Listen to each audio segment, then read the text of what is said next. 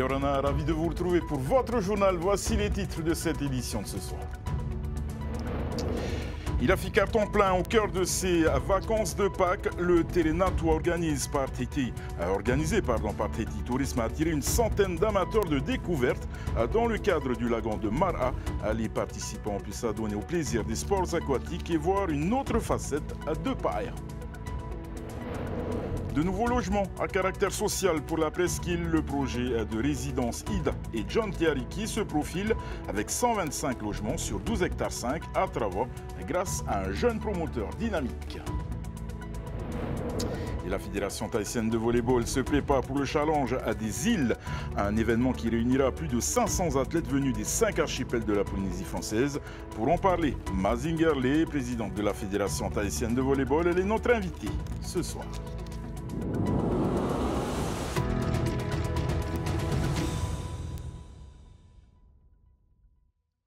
C'est un événement à phare de Tahiti Tourisme et chaque année, il gagne en popularité. Le Télénatois à bord de 5 catamarans. Les participants ont pu profiter de la douceur du lagon de Paia. Il y a une chance quand on voit les températures de ce week-end au menu de ce Télénatois 2024, des sports aquatiques et beaucoup de rire, comme l'a constaté Laure Philibert.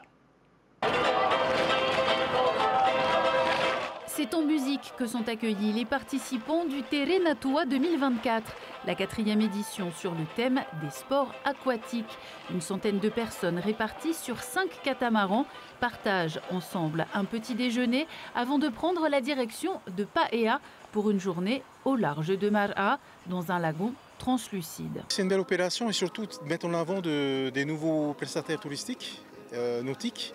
Et donc sur un plan d'eau qui est assez sympathique. On n'est pas dans les îles, mais on est toujours sur Tahiti et ça c'est important. Tahiti Tourisme aussi essaie de promouvoir la destination au travers de Tahiti également. Ensuite, c'est faire en sorte à faire découvrir ces activités comme la plongée, donc sur Paia, également bien sûr le va avec l'association, le scooter sous-marin et également du subwing.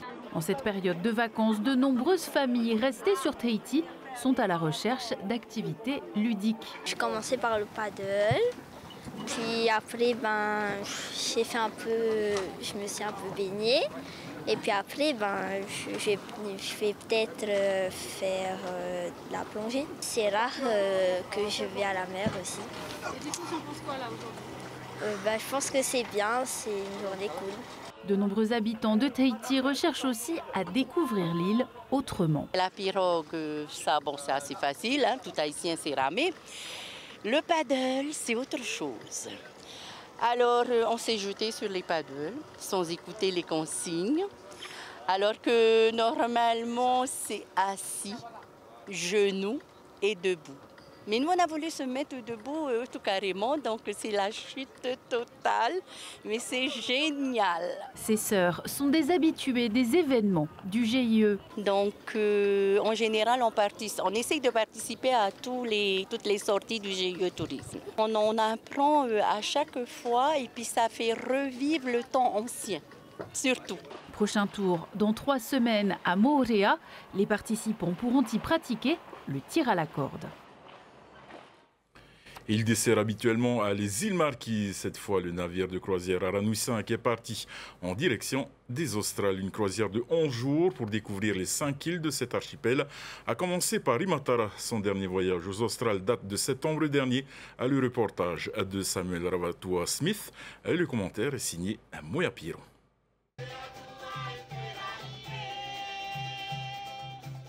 C'est le 4e séjour du navire de croisière Aranui dans l'archipel des Australes.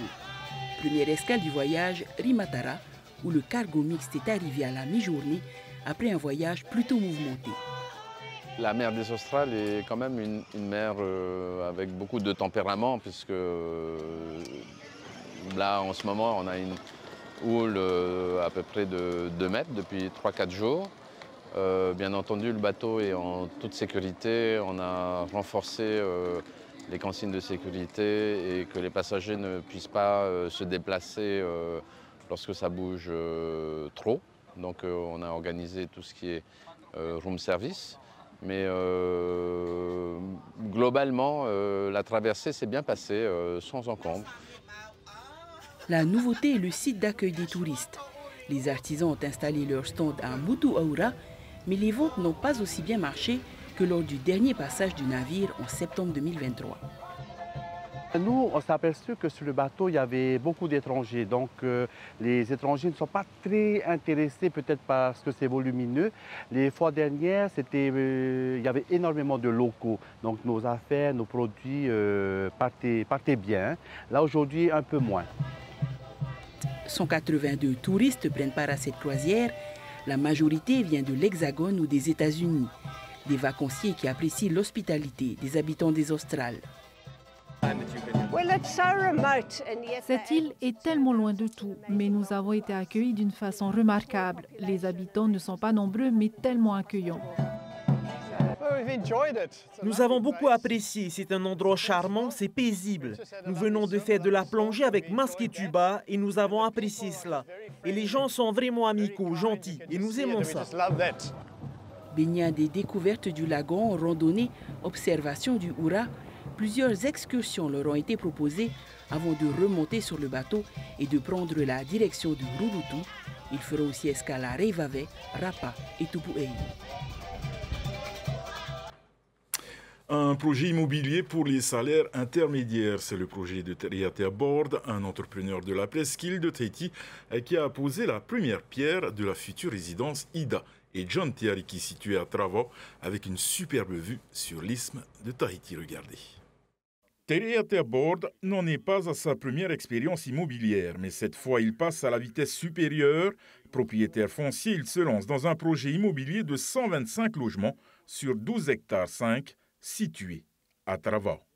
Intégré dans ce projet-là qui me tenait à cœur, c'était de mettre un parcours de santé dedans pour le bien des familles. 3 hectares qui seront dédiés aux FAPU, qui seront divisés par 125, qui seront attitrés à chaque logement. Donc il y a une piste cyclable aussi, de grands espaces verts. En fait, c'est pas la résidence ne sera pas intense. Sur 12 hectares 5, en fait, c'est vraiment bien réparti.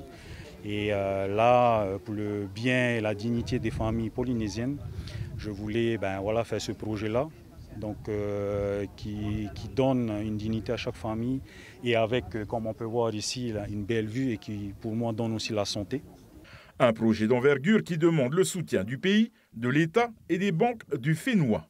C'est le principe du mécanisme des OLSP, c'est de pouvoir garantir un accès à la propriété à des tarifs qui ne sont pas ceux auxquels on est habitué malheureusement depuis quelques années. Là on le voit, c'est des F4 qui sont quasiment au prix des studios qu'on trouve ailleurs sur le marché de l'immobilier. En plus dans un cadre absolument magnifique. Non, il faut se féliciter de ce genre de projet. Le pays a soutenu à 30%, l'État à 27%. Et ensuite, ils se sont débrouillés pour avoir un pôle bancaire qui leur a fait confiance, qu'on remercie également au passage. Mais comment ne pas soutenir un projet comme celui-là ? Ce jeune entrepreneur se place dans un secteur immobilier particulier. Il s'inscrit avec son entreprise comme un organisme de logements sociaux privés et se concentre sur les salaires intermédiaires pour permettre une accession à la propriété pour tous. Ce que je trouve formidable, c'est qu'il nous propose des maisons individuelles et des appartements. Donc, ce qui va permettre à plusieurs familles de pouvoir y être logées. Alors, sous forme de location, parce que c'est vraiment intéressant, et ensuite de pouvoir acheter son logement. C'est vrai qu'en tant que ministre du Logement, je me suis toujours dit que quand on parle d'accession à la propriété, les familles ont un autre comportement. Les travaux de la résidence Ida et John Tiariki devraient durer 3 ans pour une livraison des phares prévue en 2027. Après le Festival des îles pour le football et le futsal, une autre discipline verra s'affronter les 5 archipels dès lundi. Il s'agit du Challenge de Polynésie de volleyball. Les vainqueurs de chaque tournoi des districts de toute la Polynésie s'affronteront donc chez les hommes et les femmes. Mataiho Rei a rencontré la délégation de Huahine lors de son installation à la paroisse de Bethléem à Pireh. Le commentaire est signé Sam Teinaure. Dans les fumées à l'extérieur, pas à l'intérieur. Le rappel des règles est essentiel pour pouvoir vivre durant une semaine ensemble dans cette maison paroissiale de Pire. Ces athlètes et leurs accompagnateurs viennent du district de Tefareri à Huahine. Ils ont mis une année entière pour lever les fonds nécessaires à leur participation au challenge de volleyball de Polynésie. Depuis notre retour l'année dernière, après le challenge de Polynésie, nous avons commencé à préparer ce déplacement. C'est un coût énorme. Heureusement que pour cette année, la Fédération tahitienne de volleyball prend en charge 16 billets d'avion d'ailleurs. Et c'est ce qu'on remercie d'ailleurs. Mais après, il y a le logement, le transport, le tam-a de toute la semaine aussi. Ça, par contre, tout est à la charge du club. Les salles paroissiales sont très pratiques pour accueillir de grosses délégations. Elles sont totalement équipées et peu onéreuses. Mais durant cette période de vacances scolaires, il a été très difficile d'en trouver proche des sites de compétition. Je vois qu'il y a beaucoup d'événements sportifs. On a le football, ça on le sait. Ça finit aujourd'hui, le Festival des îles, là, donc voilà, avec notre regretté Alphonse Greg, là. Voilà, donc ça finit aujourd'hui, mais je vois qu'il y a d'autres événements. À côté, tu as le handball, tu as le tennis. Je pense que je ne sais pas, mais il faudrait revoir la période, je pense. Si le choix d'une autre période de l'année pour l'organisation du Challenge de Polynésie pourrait être soumis au Conseil fédéral, une autre donnée inquiète les clubs, notamment ceux des îles, c'est la forte diminution du nombre de licenciés. À l'époque, c'était le volleyball qui était devant. Hein. On avait 6000 licenciés. Et je ne vais pas vous cacher, c'est quand le futsal a commencé, le volleyball, on a été réduit à la moitié. On a perdu plus de la moitié de licenciés. Hein. Avec près de 4000 licenciés, le volleyball reste tout de même une discipline très prisée des Polynésiens. L'objectif pour la Fédération tahitienne de volleyball est de pouvoir décrocher toutes les médailles d'or aux prochains Jeux du Pacifique au Fénoua.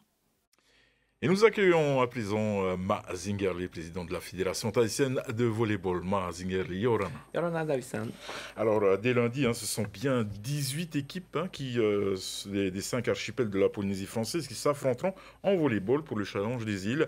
Nous en sommes à quelle édition et qu'est-ce que cela représente pour vous? Déjà, nous sommes à la 19e édition. Depuis 2003 que le projet, le Challenge de Polynésie existe. Donc 19e édition, et bien sûr, il y a eu des moments forts, des moments difficiles, des moments de joie et tout. Pratiquement tout est prêt. Demain, on continue à accueillir nos délégations des îles qui arrivent demain matin et dans l'après-midi. Cérémonie d'ouverture demain avec nos représentants du pays. Notre ministre sera présent demain, que je remercie d'ailleurs. Nous allons ouvrir les festivités avec la finale de la Coupe fédérale. On a réservé Pire Volley Club contre Tevayuta de la Presqu'île, Tevayuta Volley Club, chez les femmes, les dames, et chez les hommes, Tefana contre... j'ai oublié. C'est pas grave. Où se tiendront donc les matchs durant ce challenge? Donc, 2 salles ont été retenues. La salle de Fatawa, mise à disposition par l'IGSPF, que je remercie chaleureusement. Et la salle officielle que nous avons retenue pour cette 19e édition est la salle de JT. Donc, voici les 2 sites de compétition où nos spectateurs pourront venir encourager leurs équipes.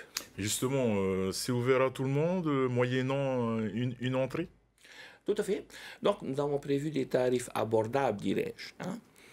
À 600 francs la journée où tu pourras apprécier 10 à 12 matchs d'affilée non-stop de 8h à 20h du soir, donc 600 francs pour 2 salles différentes, donc 600 francs à Fatawa, 600 francs à JT. Et bien sûr, nous avons mis à disposition des passes à 3500 pour ceux qui peuvent se permettre et surtout jongler entre les 2 salles avec un seul pass. Comme d'habitude, il y aura de quoi se restaurer sur place parce que tenir de 8h à 20h, ça fait un bon moment. Tout à fait. Donc, Fatawa disposera d'une buvette, idem que JT. Donc, vous pouvez vous restaurer à n'importe quel moment de la journée, de lundi à vendredi. Tu le disais tantôt, hein, tout est prêt, plus ou moins les infrastructures. Financièrement, comment est-ce que ça se passe pour une fédération pour mettre en place ce genre d'événement qui est quand même assez lourd à porter? Tout à fait. Donc c'est un sujet quand même délicat, Davidson. Hein. Un sujet délicat dans le sens où nous nous mettons à la place de chaque club qui trouve les moyens financiers de pouvoir payer leurs hébergements, leurs déplacements. Cette année, nous avons mis les moyens de pouvoir aider nos clubs des îles à hauteur de 70% sur leurs billets d'avion, chose qui n'est pas rien, pour essayer de limiter et surtout d'aider à avoir ce sens de tauturu. Hein? Donc ils arrivent, ils remplissent leur caisse toute l'année, et ce challenge de Polynésie est un événement qui leur tient à cœur. Donc ils feront tout pour y arriver. Et ils arrivent tous demain. Et c'est un moyen pour la fédération ou pour les clubs en eux-mêmes, hein, surtout ceux des îles, de se jauger, de voir un peu le niveau de chaque équipe et de chaque île, chaque archipel. Tout à fait. C'est leur plus grand souhait. C'est même pas de jouer contre les autres îles, c'est de venir s'affronter, de venir affronter les équipes de Tahiti. C'est leur plus grand souhait, surtout de rentrer avec cette médaille d'or. On a connu de grandes équipes de Ta'a, on a connu de grandes équipes de Pobra qui sont déjà rentrées avec des médailles d'or à l'issue de ce challenge Polynésie. Et donc, venir affronter Tahiti, venir affronter l'ensemble des équipes qualifiées dans ce challenge est un grand chelem. Exact. Et qu'en est-il justement des vainqueurs? Quelle sera la suite des événements pour eux après ce challenge? Il y a autre chose qui leur est proposé ou ça s'arrête là, ils ont ramassé leur médaille d'or? Alors, les équipes qui sont qualifiées au challenge de Polynésie ont leur championnat respectif dans leur district. Donc, Ta'a, son district, Rurutu, Tupu'e et compagnie, même ceux de Tahiti. Donc, ils ont un championnat dans leur calendrier annuel et qui tient sur 4 à 5 mois. Après ce championnat de 4 à 5 mois, la carotte, c'est-à-dire le plus qui s'ajoute à leur championnat, le médaillé d'or de leur championnat participe au challenge de Polynésie. Et donc, je pourrais te répondre en te disant que oui, ce challenge Polynésie est en sorte leur dernier devoir d'accomplissement. D'accord. Et une dernière petite question, juste un petit rappel, s'il te plaît, Ma, sur voilà, de quand à quand ça va se passer et qu'est-ce que tu nous prépares surtout pour les finales. Donc, demain, ouverture du challenge à 17h30 à la salle de JT. Les matchs du Challenge Polynésie démarreront dès lundi matin à 8h dans les deux salles, à JT et Fatawa. Jeudi, on commence jeudi les demi-finales et enfin les finales vendredi. Donc demi-finales et finales dans la salle de JT. On a hâte de vous recevoir, n'hésitez pas à venir et on vous promet du beau spectacle. Merci beaucoup, Ma Zingerle, d'avoir répondu donc à notre invitation. Marur Medei. Et vous avez pu suivre la finale de futsal du Festival des îles sur notre antenne et sur le web de Tahiti Nui Télévision. Il y a quelques minutes maintenant, rencontre qui a opposé l'île de Rapa à l'équipe de Viarei de Tahiti. Donc Rapa s'incline cette fois sur un score de 4-1 dans une rencontre intense et pleine de rebondissements. Aujourd'hui, il n'y a pas de photo, il faut s'entraîner pour gagner. Et qui dit qu'il faut s'entraîner, s'entraîner d'eux pour que voilà, le niveau vienne saturer Rapa. Et voilà, je voulais dire un grand mot pour Rapa, un grand respect pour Rapa. Ça a toujours été notre bête bleue dans la Polynésie.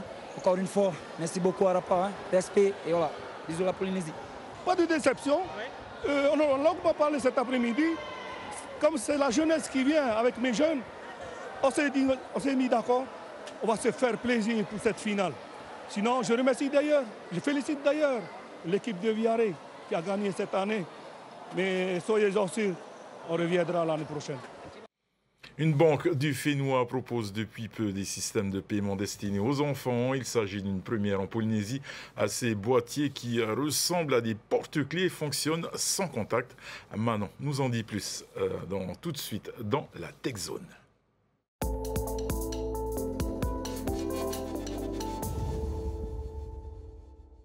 Bonsoir Davidson et bonsoir à tous. Ce soir, dans la Tech Zone, payer avec une planche de surf, un koala, un panda ou encore une licorne, c'est possible. Une entreprise française a lancé des dispositifs de paiement sans contact baptisés Money Walkie. Ils sont accessibles dès le plus jeune âge et peuvent être gérés par les parents via une application. Si les banques proposent déjà des cartes de paiement pour les adolescents et que certains établissements en ligne ont lancé des offres à partir de 6 ans, ce dispositif diffère, vous allez le voir.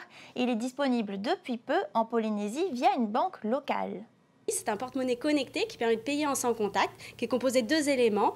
Un petit boîtier qu'on appelle le walkie avec sa coque qui peut être toute simple ou stylisée, un petit peu comme une planche de surf, des koalas, des perroquets, il y a plusieurs propositions. Et une application pour suivre les dépenses, recharger le walkie, le bloquer si nécessaire. Il a été lancé en France, il a été également lancé à La Réunion et il fait un carton là-bas. On a souhaité également le commercialiser. On pense qu'il y a un vrai marché ici sur la Polynésie, notamment parce que c'est vraiment un outil qui permet aux jeunes de commencer à appréhender et à gérer leur argent de façon autonome et progressive. Il n'y a pas réellement d'âge limite pour l'utilisation du Money Walkie. Néanmoins, on considère que les enfants commencent à avoir une notion de l'argent à partir de 6 ans.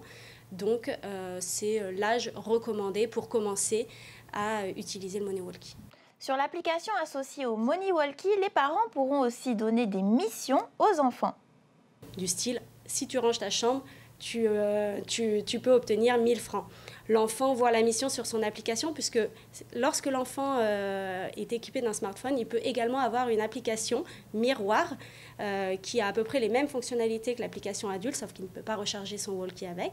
Et donc, il voit la mission sur son application. S'il réalise sa mission, il peut valider. Et les parents, bien sûr, contre-valident la mission et l'enfant est crédité automatiquement du montant qui a été proposé par les parents sur la mission. C'est complètement libre. Il y a plein de choses intuitives dedans où tu sais, par exemple, s'il pourra nettoyer sa chambre, il gagne un peu d'argent, il pourra s'acheter tant de bonbons avec ça. Donc je trouve ça sympa. Doit-on choisir d'éduquer très jeunes ses enfants à gérer leur argent? À chaque parent de choisir. Et sachez que ce dispositif peut aussi être utilisé par les adultes pour de petites dépenses, par les sportifs par exemple lors d'une sortie en VAA, puisque les boîtiers supportent l'humidité. Pour retrouver cette information, rendez-vous sur notre site internet tntvnews.pf. Je vous dis à la semaine prochaine. En attendant, restez connectés. Votre soirée sur Tétine Télévision, ne manquez pas à 19h votre magazine de la glisse Waves, suivi à 19h30 de The Voice, puis à 22h35 de votre émission Arnaque. Au nom de toute l'équipe qui a préparé ce journal, merci de nous faire confiance et on se dit à demain à même heure. Excellente soirée sur Tétine Télévision. Retrouvez ce journal en replay sur notre site internet et notre application mobile TNTV.